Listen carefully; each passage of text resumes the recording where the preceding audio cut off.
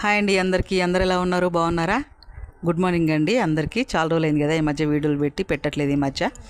అయితే నిన్న ఊరు వచ్చామండి పండగకి. ఊర్లో మా అత్తమ్మ మా ఇద్దరు ఉంటారు. మేము దసరా పండుగ, తెలంగాణ దసరా పండుగ అంటే చాలా పెద్ద పండుగ కదా, ఊరే వస్తాము.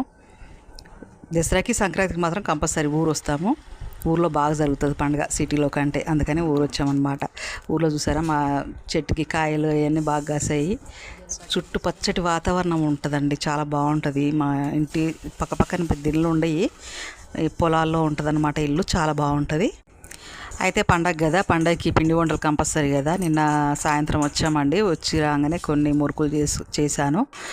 చేసిన తర్వాత ఇంకా నైట్ బాగా లేట్ అయిపోయింది. తర్వాత అన్నాలు అవి తినేసి పడుకున్నాము.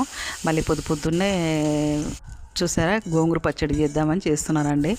పచ్చడి ఇలా చేసుకోండి, చాలా బాగుంటుంది. ఎవరికైనా నచ్చితే చేసుకోండి. గోంగూర పచ్చడి చేస్తున్నాను.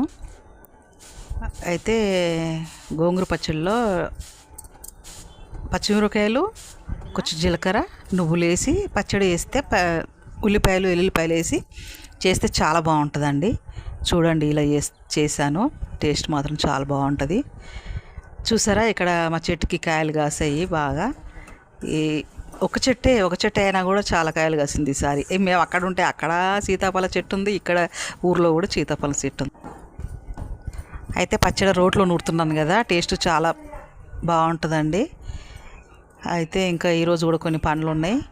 ఇంకా కొన్ని మురుకులు చేసుకోవాలి, మురుకులు, అప్పాలు, కొన్ని పూరీలు ఇవన్నీ చేసుకోవాలండి. ఈరోజు కూడా పనులు ఉన్నాయి.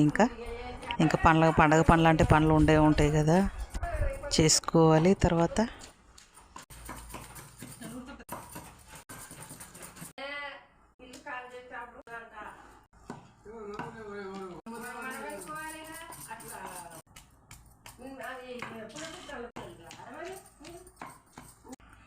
వాయిస్ ఉంటే అది కొంచెం ఉపయోగం